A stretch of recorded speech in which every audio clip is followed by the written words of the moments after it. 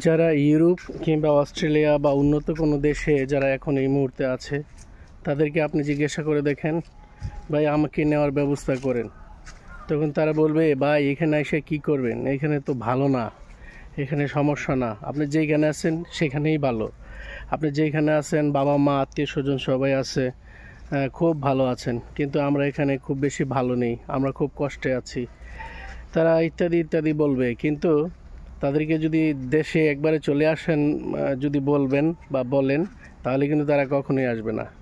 কিন্তু আমরা কেমন একটা জাতি, আমরা বাঙালি জাতি, আমরা অন্যকে সুযোগ দিতে চাই না, সব সুযোগ আমরা একাই ভোগ করতে চাই।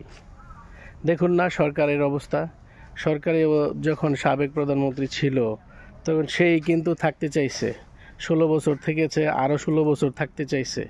মানে অনেকটা আমরা আমাদের মনোভাব স্বৈরাচারী মনোভাব, আমরা সবাইকে নিয়ে মিলেমিশে খাবো এই ধরনের মনোবৃত্তি আমাদের মধ্যে নেই, যেটা অন্যান্য জাতির মধ্যে রয়েছে। ধন্যবাদ সবাইকে।